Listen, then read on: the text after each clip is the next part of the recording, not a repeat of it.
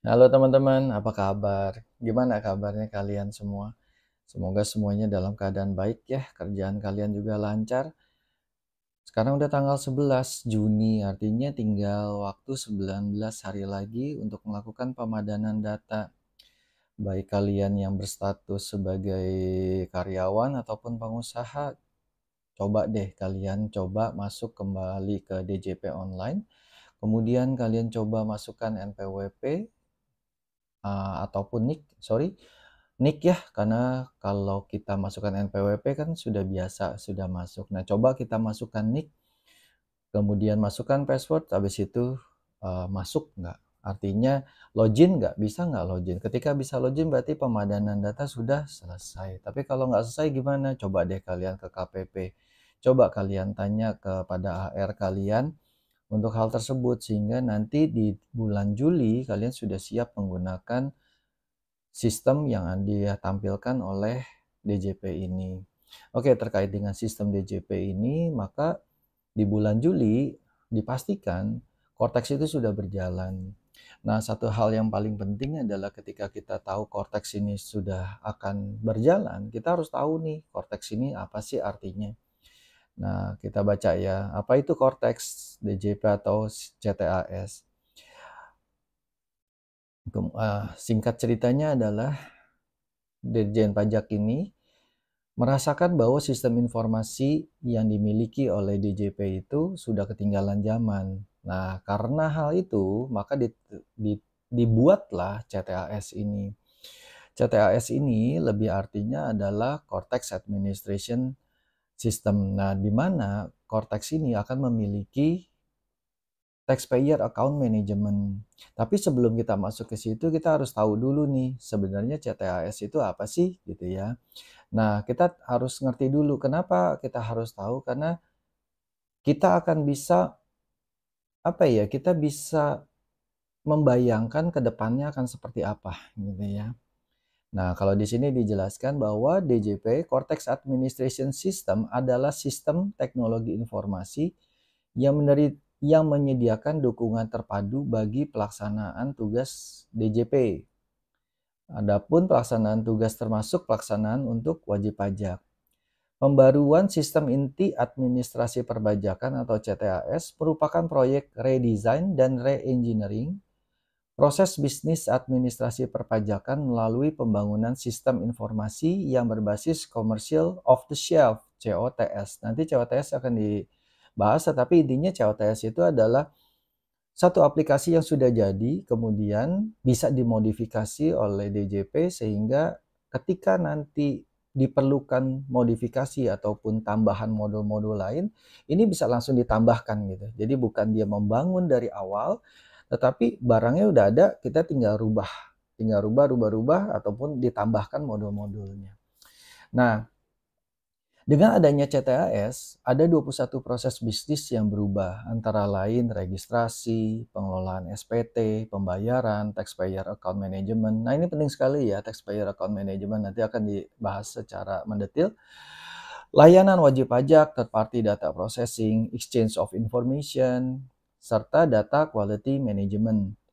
Kemudian ada dokumen management system, business intelligence, compliance risk management CRM, penilaian, pengawasan, ekstensifikasi, pemeriksaan, penagihan, intelijen, penyidikan, keberatan dan banding, non-keberatan, serta knowledge management system.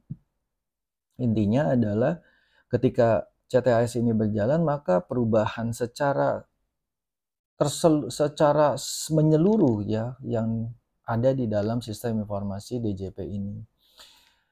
Kalau dulunya mungkin A, bisa-bisa tiba-tiba dengan caranya CTAS ini berbeda, kemudian dia akan lebih banyak menggunakan mesin dan bukan menggunakan manusia, gitu ya. Nah, ketentuan lebih terperinci tentang CTAS atau Cortex DJP diatur dalam Perpres 40 tahun 2018. Belai tersebut menyatakan pembaruan diperlukan untuk menciptakan sistem administrasi perpajakan yang lebih efektif dan efisien serta memiliki fleksibilitas yang tinggi, ya. Kemudian Pembaruan ini memiliki 4 tujuan, ya intinya ya itu untuk DJP lah ya, pertama mewujudkan institusi yang gitunya, tetapi kalau dari sisi kitanya gimana nih? Nah, jadi tadi yang sudah dibilang bahwa kita harus benar-benar concern dengan taxpayer account management nantinya. Oke, kita lanjut ya. Tadi kan kita bahas tentang bahwa Cortex ini adalah dibangun dengan menggunakan sistem seperti layaknya sudah jadi ya, kemudian off the shelf itu. Nah, itu disebut dengan COTS. Nah, COTS itu apa sih ya? Singkatnya aja ya, jadi nggak usah kita tahu banget gitu ya. Tapi kita harus tahu intinya dasarnya apa sih. Ringkasnya COTS merupakan produk perangkat lunak siap pakai. Jadi udah ada nih, barangnya udah ada. Jadi bukan DJP membangun dari ground, kemudian dari dasar banget, tetapi DJP sudah membangun, sudah jadi, sudah ada barangnya, kemudian dia akan lakukan modifikasi dari produk tersebut. Nah, tersedia di pasar, jadi siap pakai yang tersedia di pasar dan dapat dimodifikasi sesuai dengan kebutuhan organisasi penggunanya. COTS dikembangkan dan tersedia di pasar serta dirancang untuk memenuhi kebutuhan umum berbagai bisnis. COTS seringkali dianggap sebagai alternatif yang hemat biaya dibandingkan pengembangan perangkat lunak khusus dari awal. Jadi ya kenapa DJP memilih yang metode ini? Karena posisinya dia bisa dikembangkan jauh lebih cepat, jauh lebih responsif, dan lebih lagi ya lebih hemat ya. Karena ketika kita bangun dari awal banget, nah itu akan membutuhkan text time yang sangat lama. Oke, kemudian kita harus baca juga nih. Nah ini yang harus kita perhatikan. Cortex canggih, DJP bisa collect data transaksi WP secara seamless. Oke, intinya gini, di dalam CTAS tadi kan sudah dikatakan ada yang namanya Tax Administration Management. Nah, di dalam teks ini itu adalah fungsinya adalah data yang dimiliki oleh DJP atas data-data wajib pajak itu ada semua di situ. Mulai dari pembayarannya ataupun adanya satu pembelian ataupun mungkin ada penjualan di situ semua. Tapi kita coba bahas satu persatu ya. Kita baca dulu. Pembaruan sistem inti administrasi perpajakan atau yang kerap disebut CTAS bakal menerapkan sistem teknologi yang canggih. Ya, kemudian outcome-nya adalah bagaimana DJP akan terbuka secara data-data itu yang dikumpulkan. Jadi DJP nggak menutupi data-data yang dimiliki, tetapi DJP juga memberitahukan kepada wajib pajak terkait bahwa apa sih yang dimiliki oleh DJP ini, gitu ya. Nah, kita bisa lihat di situ di dalam account kita, khususnya di THM itu. Kemudian, CTS nantinya bisa berinteraksi secara langsung dengan sistem yang dibangun oleh wajib pajak. Dengan demikian, CTS dapat merekam seluruh data transaksi dan data interaksi wajib pajak dari berbagai sumber secara seamless. Ya, mungkin kalau ini lebih teknisnya adalah dia menggunakan apa ya disebutnya jembatan belakang sehingga dia bisa saling berinteraksi. Jadi ada data dari DJP kita bisa ambil, kemudian data yang dari sini juga bisa diambil oleh DJP. Mungkin ya seperti itu ya. Integrasi antara sistem Ditjen Pajak (DJP) dan sistem wajib pajak amat penting untuk mendukung upaya peningkatan tax control framework ya, peningkatan kepatuhan korporatif berdasarkan tax control framework. Data-data tersebut akan digunakan untuk kepentingan pelayanan pajak hingga penegakan hukum. Kemudian kita akan lihat apa yang dimaksud dengan data quality management. Tadi kan kita udah bilang ya, CTAS itu banyak sekali komponennya, salah satunya DQM ini.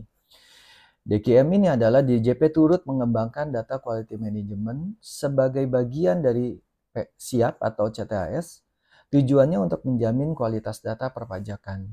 Secara ketentuan, data pihak ketiga bisa digunakan DJP, namun otoritas tidak dapat memaksa supaya data harus valid. Ada kemungkinan data belum diperbaharui. Nantinya data terkait wajib pajak yang diterima oleh DJP dari pihak ketiga akan muncul dalam taxpayer portal.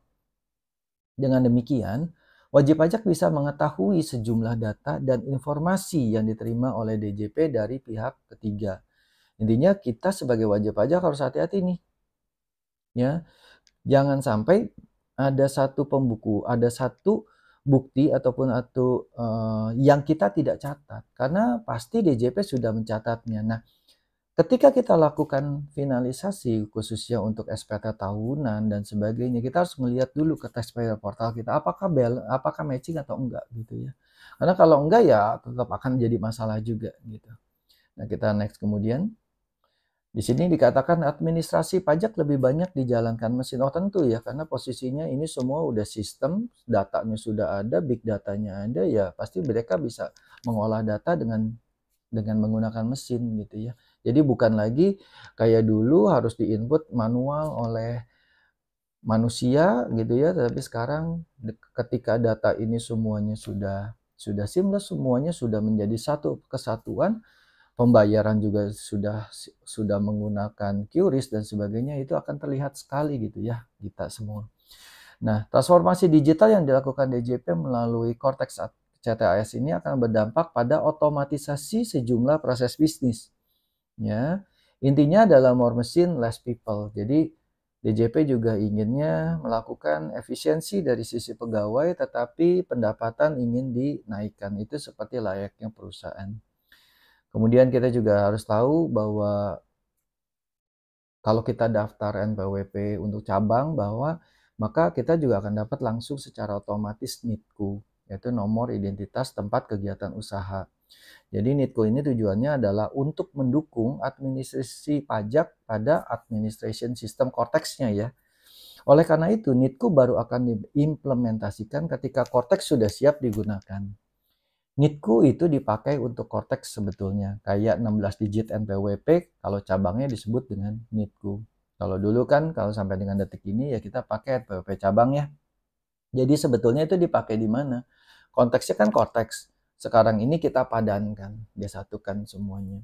Kalau memang bisa sekali ya sekali kita jalanin. Kalau belum ya kita transisikan, katanya gitu ya. Nah, kalau kita sudah tahu bahwa Cortex akan menjadi begitu besar dan begitu, ya kalau dari wajib pajak mungkin kata-katanya lebih bisa dibilang menakutkan ya. Karena posisinya DJP akan punya data seluruh wajib pajak gitu. Kalau aku berpikir lebih arahnya mungkin pembelian-pembelian kita di online pun mungkin bisa kelihatan. Karena kan pembelian di online itu kan sudah menggunakan faktur pajak atas nama kita juga. Apalagi kalau akun kita sudah dinaikkan atau apalah yang disebut dengan Shopee Pay Plus atau apapun itu, di mana kita menggunakan data KTP kita. Nah itu harus hati-hati ya gitu loh. Jadi benar-benar kalian harus catat apa pembelian kalian, mampu nggak sih sebenarnya kalian melakukan pembelian-pembelian ini. Dan intinya jangan sampai kalian finalisasi, tetapi finalisasi kalian tidak melihat taxpayer portal kalian gitu ya. Taxpayer portal para wajib pajak, baik itu kalian ataupun klien-klien kalian. Kemudian ada berita berikutnya, yaitu intinya adalah optimalkan penerimaan DPR, dukung penerapan automatic blocking system. Artinya apa sih automatic blocking system? Intinya adalah ngeblokir seluruh layanan-layanan sosial itu bisa direkomendasikan oleh DJP ketika apakah semaunya ya? Enggak, ketika surat paksa sudah diterbitkan, tetapi wajib pajak terkait tidak ada niat baik lah kasarnya untuk melakukan pembayaran itu, maka automatic blocking system ini bisa disarankan direkomendasikan oleh DJP kepada instansi-instansi terkait. Ya mungkin saja ya terkait dengan BPJS dan sebagainya, kemudian juga dengan paspor atau apapun juga. Nah, ini yang diinginkan oleh DJP sehingga DJP betul-betul bisa meyakinkan bahwa nilai piutang itu benar-benar akan masuk ke dalam pendapatan negara, intinya gitu. Ya, semakin ke sini akan semakin ketat pengawasan. Jadi kalau kalian sebagai wajib pajak cuman masih menggunakan cara-cara lama, menurut aku akan sangat akan sangat ketinggalan dan akan sangat keteteran banget gitu. Apalagi ketika kita sudah tahu bahwa bisa A, B, C, D, Cortex bisa begini begitu, kemudian kita masih santai dengan ya kita ngerjain seperti biasa aja, ya kita bakalan keteteran banget gitu ya. Benar-benar kita akan kewalahan untuk itu semua. Maka dari itu, baik itu kita sebagai wajib pajak ataupun sebagai konsultan, kita juga harus mengerti gitu bahwa apa sih data apa yang dimiliki oleh DJP. Kita harus bisa memantau itu. Kemudian juga kita kalau para klien-klien juga yang disebut dengan klien ternyata membeli-beli barang dengan harga mahal juga secara otomatis kita harus kasih tahu bahwa itu akan tercatat. Ya sekarang saja sudah tercatat ya, posisinya kalau faktur pajak udah pasti tercatat. Nah, kalau CTAC ini kalau menurut aku akan lebih lagi karena pembelian-pembelian kita secara online tadi yang aku udah sebutin itu bisa kecatat gitu loh. Nah, terus kemudian berita berikutnya yang mengenai soal pengawasan Sri Mulyani peran KPP Pratama dan Madya dioptimalkan. Nah, kalau ini kita udah tahu ya.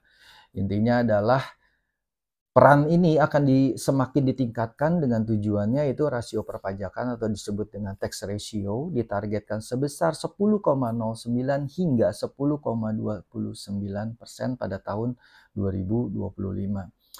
Jadi terkait dengan itu semua, mungkin dengan CTAS, dengan automatic blocking system dan sebagainya, kemungkinan tax ratio kita juga pasti akan meningkat.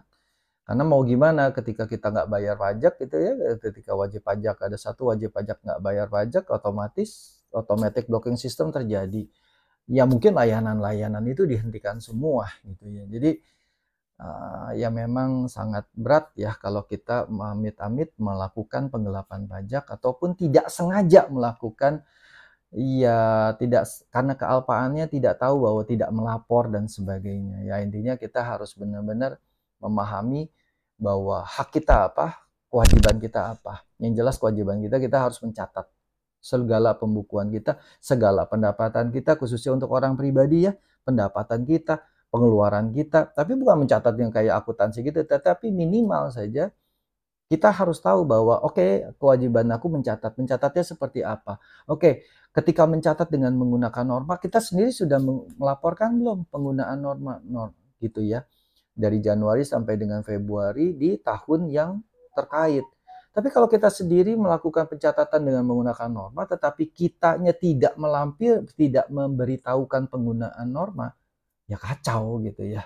Artinya baik itu konsultan pajak, baik itu wajib pajaknya sendiri, ya harus tahu bahwa oke loh, kalau aku penggunaan norma khususnya juga untuk para wajib pajak yang kedepannya akan keluar dari skema PPh UMKM, maka kita harus laporkan gitu ya, laporkan penggunaan norma ini di Januari sampai dengan Maret di tahun 2025 nanti. Untuk tahun berapa? Tahun fiskal 2025, bukan 2024. Kalau 2024 gimana? Ya udah lewat gitu ya. Nah, intinya itu aja teman-teman. Semoga informasi-informasi ini bisa berguna buat kalian dan nggak ada salahnya loh kalau kalian subscribe. Oke guys, thank you. Bye-bye.